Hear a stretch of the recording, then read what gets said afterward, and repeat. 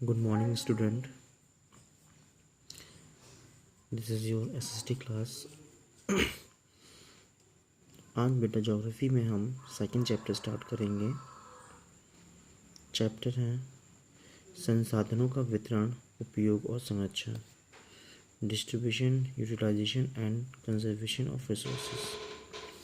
आज हम इसके बारे में जानेंगे ये सब चीज़ें क्या होती हैं, कैसे वितरण, इसका उपयोग और संरक्षण करते हैं। लास्ट क्लासेस में मैंने संसाधन पढ़ाया था, संसाधन के प्रकार बताए थे, संसाधन कैसे होता है। ओके, चलिए आज स्टार्ट करते हैं। प्राकृतिक वनस्पति, यानी यह जानना तथ्य है कि संसाधनों में प्राकृतिक संसाधनों को ईश्वर ने मनुष्य के उपहार के रूप में दिया है। प्राकृतिक संसाधन में भूमि का बनना, जल, खनिज, पेड़ पौधे और जीव जंतु, मिट्टी और समृद्ध हैं। यह आश्चर्यजनक है कि संसाधन संसार में केवल असमानता ही होती है, वितरित नहीं, बल्कि उनका उपयोग आर्थिक विकास के विभिन्न स्तरों द्वारा भी प्रभावित होती है। आगे प्राकृतिक वनस्पति क्या होती हैं? प्राकृतिक वनस्पति का क्या क्या तात्पर्य होता है, यानी फ्लोरा एंड फौना। फ्लोरा की हम बात करेंगे। प्राकृतिक वनस्पति यदि एक दिए गए क्षेत्र या भौतिक पर्यावरण में रहने वाले पेड़ पौधों और जीव जंतुओं की परस्पर आंतरिक निर्भरता वाली सभी प्रजातियां एक प्राकृतिक पारिस्थितिकी की रचना करती है। यह हजारों वर्षों की समयावधि में विकसित होती हैं। मनुष्य स्वयं भी पारिस्थितिकी का अभिन्न अंग है। यदि पारिस्थितिकी में संतुलन बिगड़ जाता है तो इसका मानव जीवन पर प्रतिकूल प्रभाव पड़ेगा। जाहिर सी बात है, इस समय प्रकृति ने अपना रुद्र अवतार ले चुका है। आप देख रहे होंगे, आपको सुनाई दे रहा होगा, समझ में आ रहा होगा न्यूज़ में कि बिहार, असम यानी पूर्वी क्षेत्र की जब हम बात करते हैं, पूर्वी राज्यों की बात करते हैं, तो वहाँ इस समय बाढ़ आई हुई है। ये तो प्रकृति है ना, ऐसा तो नहीं कि हमने ला दिया। ठीक, तो ये प्रकृति का नियम है कि प्रकृति के साथ खेलना नहीं चाहिए। जीवन खतरे में पड़ जाएगा अगर हम खेलेंगे, प्रकृति के साथ उसका दुर्व्यवहार करेंगे तो जीवन खतरे में पड़ जाएगा। इसलिए यह बात उसके हित में है कि वह अपने क्रियाकलापों में पारिस्थितिकी को बर्बाद ना करे या हानि ना पहुंचाए। प्रत्येक प्रकार के प्रदूषण को रोकना या नियंत्रण में करना आवश्यक है। फ्लोरा का अर्थ क्या है? एंड फौना का मैंने फ्लोरा की बात करी। एंड फौना यानी फ्लोरा जो होता है, आपके जो पेड़ होते हैं, पौधे होते हैं, उसमें जो कीटनाशक होते हैं, और फौना जो आपके जानवर होते हैं, यानी जैसे कंगारू, हाइना, ये सब चीज़ें क्या है, फौना में आता है। जैसे कि पेड़ पौधों से, जबकि फौना का अर्थ सभी जानवरों से है। फ्लोरा यानी फ्लावर, फौना मतलब जानवर। प्राकृतिक वनस्पति की विविधता एक विशेष क्षेत्र या समयावधि के सभी पेड़ पौधों फ्लोरा शब्द के अंतर्गत आते हैं। फ्लावर मतलब होता है फौना, फ्लोरा, और फौना मतलब होता है जानवर। जितनी बड़ी क्षेत्र है उसी के अनुसार भौतिक विविधताएं और मानव पर्यावरण की विविधताएं भी हैं। इसकी भू आकृतियाँ पर्वत, पठार, घाटी, मैदान, मरुस्थल आदि में विविधता है।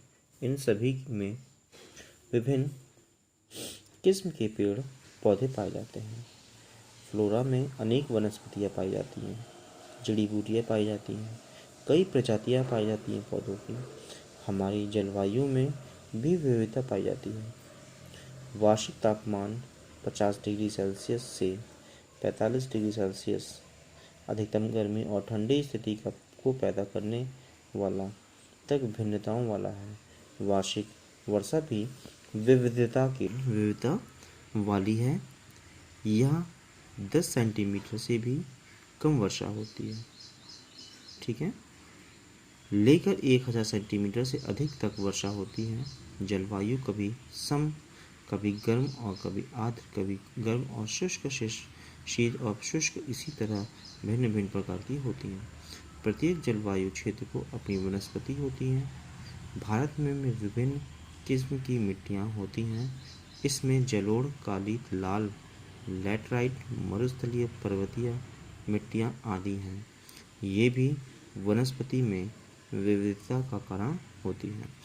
प्राकृतिक वनस्पति क्षेत्र, नेचुरल वेजिटेशन रीजन। वनस्पति क्षेत्रों का वर्गीकरण। हिमालय की वनस्पति को छोड़कर भारत में 4 वनस्पति क्षेत्र हैं। उष्णकटिबंधीय वर्षा वाले वन, उष्णकटिबंधीय पर्णपाती मानसून वन, झाड़ी वाले या कटीले वन, ज्वारीय वन। हिमालय की वनस्पति का अध्ययन पृथक किया है। जैसे कि अब हमें हिमालय की वनस्पतियाँ होती हैं। हिमालय की वनस्पतियाँ जो हमारे दवाइयों के, जड़ी बूटियों के काम आती हैं। पहले प्राचीन काल में बात करें तो दवाइयाँ जो आज हम लोग डिस्प्रिन, चोट लगने की दवाइयाँ, ये सब चीज़ें जो लगाते खाते पीते हैं, उस समय तो नहीं थी। ठीक है, उस समय थी वनस्पतियाँ। पत्ता लिया, वनस्पति पत्ती ली और चोट पे डाल दी, चोट सही हो जाती थी। कितनी भी गहरी चोट क्यों ना हो, हड्डियाँ टूट जाए तो उस पर बांध दो, सही हो जाता था। ठीक है, यह ऊंचाई एक साथ परिवर्तित होती रहती है। वनस्पति पर जलवायु का प्रबल प्रभाव पड़ता है। जैसी जलवायु होगी वैसी ही वनस्पति होगी। इसलिए वनस्पति क्षेत्र जलवायु की किस्मों से संबंध रखते हैं। उष्णकटिबंधीय वर्षा वाले वन, उष्णकटिबंधीय वर्षा वाले वनों की अपनी विशेषताएं होती हैं। ये वन भूमध्य रेखीय घने वनों से मिलते जुलते हैं, अतः इन्हें उष्णकटिबंधीय आर्द्र सदाबहारी वन भी कहा जाता है। ये उष्ण और नम जलवायु वाले क्षेत्रों में पाए जाते हैं। इन वनों के वृक्ष 60 मीटर ऊंचे, घने और शीघ्रता से बढ़ने वाले होते हैं। इन वनों में मुख्यतः महोगनी, अबनूस, रोजवुड आदि वृक्ष पाए जाते हैं। अब आप सोचेंगे कि महोगनी है क्या? आबनूस, रोजवुड, महोगनी जो लंबे लंबे आपने देखे होंगे, खूब सारे लंबे लंबे पेड़ होते हैं, ठीक है, क्रिसमस की तरह, वो महोगनी होता है। आबनूस फैले हुए, रोजवुड छोटी छोटी पेड़ वृक्ष पाए जाते हैं। ये वन मुख्यतः पश्चिमी घाट, ध्यान रखना, पश्चिमी घाट यानी केरल की तरफ, गोवा, महाराष्ट्र की तरफ, ये रहा पश्चिमी घाट। देखिए, ये है आपका पश्चिमी घाट और ये है आपका पूर्वी घाट। ठीक है, अगर पूछा जाता है कि पूर्वी घाट किधर की तरफ, पूर्वी घाट में आने वाले जो हैं राज्यों के नाम लिखिए। उड़ीसा, झारखंड, उड़ीसा, ठीक है, हैदराबाद, तेलंगाना, त्रिवंतपुरम, ठीक है, और ये अंडमान निकोबार भी आता है, ध्यान रखिएगा। और इधर वेस्टर्न घाट में, जिसको हम सह्याद्री कहते हैं, क्लास होगी तब हम इसको समझा देंगे। ठीक है, गोवा, मुंबई, है ना, केरल, कर्नाटक, ठीक, कालीकट, ये क्षेत्र आते हैं वेस्टर्न घाट में, और लक्षद्वीप भी वेस्टर्न घाट का द्वीप है। आगे हम जानेंगे कि आगे कह रहे हैं तथा यह देखिए, ये वन मुख्यतः पश्चिमी घाट की वर्षा वाली ढलानों, पश्चिम बंगाल तथा उड़ीसा के मैदानों में और उत्तर पूर्वी भारत में पाए जाते हैं। इसने क्या कहा था? पूर्वी घाट, तो यानी पूर्वी घाट इस क्षेत्र में पाए जाते हैं। ठीक है, पश्चिमी घाट की वर्षा वाली ढलानों पर ये वन आर्द्र सदाबहारी वनों जैसे दिखाई देते हैं। यानी आर्द्र सदाबहारी वन हमेशा पेड़ पौधे पतझड़ उसके होते रहते हैं। ऐसा गर्म और नम जलवायु होने के कारण यह क्षेत्र भूमध्य रेखा के अधिक निकट है। ठीक है, ध्यान रखना, ये भूमध्य रेखा के अधिक निकट होने के कारण ये जो है आपका आर्द्र जलवायु सदाबहार वर्णपाती वन होता है, गर्म। ठीक, गर्म है इधर ज़्यादा गर्म नहीं है। पश्चिम बंगाल, उड़ीसा में उतनी ज़्यादा टेम्परेचर कम नहीं होता जितना कि आपका इस साइड में अरब सागर की तरफ।